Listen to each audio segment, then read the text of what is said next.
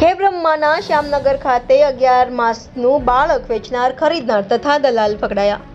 11 માસના બાળકને વેચનાર ખરીદનાર તથા દલાલો ખેડબ્રહ્મા તાલુકાના શ્યામનગર 4 રસ્તા પાસેથી પકડાઈ જતા ખેડબ્રહ્મા પોલીસ સ્ટેશને ગુનો નોંધાયેલ છે।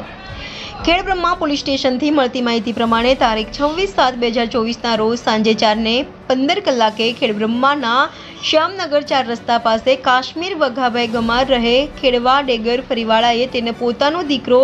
11 માસનો ગેરકાયદેસર રીતે 2 લાખ રૂપિયામાં જયંતિભાઈ લુકાભાઈ ગમારા રહે મામેર રાજસ્થાનવાળા મારફતે દલપતભાઈ દુલાભાઈ રાવળ રહે ચાટાવાડા તાલુકો સિદ્ધપુર જિલ્લા પાટણવાળાને વેચાણ આપી તથા આરોપીએ વેચાણ રાખી તેમજ તમામ આરોપીઓને સદર ડીલમાં મદદગારી કરી તમામ આરોપીઓએ પૂર્વ આયોજિત કાવતરું રચી કોઈ પણ હેતુસર 11 માસનું બાળક ગેરકાયદેસર રીતે વેચાણ કરી વેચાણ રાખી બાળકની તસ્કરી કરી આરોપી કાશ્મીર બધાભાઈ ગમાર દલપત દુલાભાઈ રાવળ તથા દીપક રમેશભાઈ ગમાર રહે મોહમ્મદપુરા તાલુકો પોશીનાવાળા શ્યામનગર ખાતેથી પકડાઈ ગયા હતા।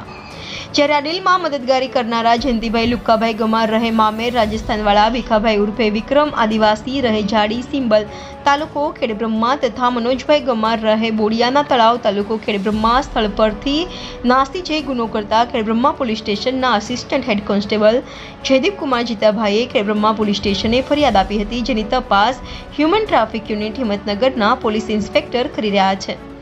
રિપોર્ટર જયેશ ઠાકોર સાથે ઇન્ડિયા 24 ન્યૂઝ સાબરકાંઠા।